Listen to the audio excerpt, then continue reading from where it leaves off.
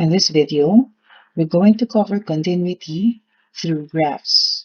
So we're just going to examine the given graph and then identify if the given function is continuous. Let's say we are given values of x, and we would like to identify if the function is continuous. The basic idea of identifying if the function is continuous, in this case at the given value of x, is if we can draw the graph without lifting our pen, or by looking out at holes, gaps, breaks, or vertical asymptotes at the given value of x. So let's say we would like to identify if the function is continuous at x is equal to -4. So this is x is equal to -4. So if you look at the graph, we do not see holes, gaps, or breaks. Therefore, this would be continuous. So I will just write C for continuous and D for discontinuous. Let's see for x is equal to 2. So this is x is equal to 2. As we can see, we have a gap at x is equal to 2. So this is discontinuous. So let's say for x is equal to 7. We do not see any discontinuity. Therefore, this is continuous. For x is equal to 5, so we can see there is a gap at x is equal to 5. So this is discontinuous. X is equal to -2 is here. We can see that there is a vertical asymptote since the right-hand side is moving to positive infinity and the left-hand side is moving to negative infinity.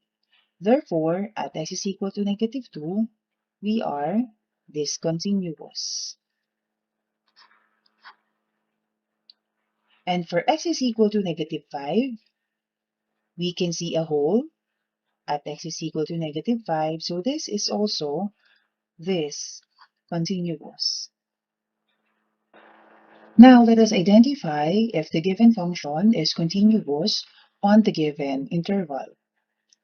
So this time, we're not just looking at the specific value of x, but we are looking at a span of values of x. So we have to be mindful of the given interval, if it's open or closed interval. So let's start with -4 to -3. So for this symbol, this is an open interval, meaning we are including all the values between -4 and -3, excluding -4 and -3. So in reference to our given graph, this would be x is equal to -4, and this would be x is equal to -3. If we try to trace the graph from -4 to -3, and we do not see any holes, gaps, breaks, or asymptotes, therefore, this is continuous. Let's say for the interval 2 to 4. So, in this interval, 2 is included. So, in reference to our given graph, this would be 2 to 4. So, from 2 to 4, there is a hole at 2. Therefore, the function is discontinuous on this interval. Let's say for 0 to 2. So let us refer to the given graph. This is 0, this is shaded, and then this would be up to 2. And this is also shaded. We do not see any holes, gaps, or break on this interval. Therefore, this is continuous.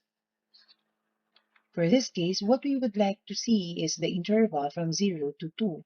So even if we are discontinuous at 0, our concern is the graph from 0 to 2, because this would be the values from the left of 0. Next, we have 5 to infinity. So 5 to infinity is here, not including 5 to infinity. Therefore, this is continuous. Negative 6 to negative 2. Negative 6 to negative 2, as we can see, we are including a hole inside the interval. So therefore, this is discontinuous. For negative 2 to 0, this would be negative 2 to 0. And in the given interval, we are including negative 2.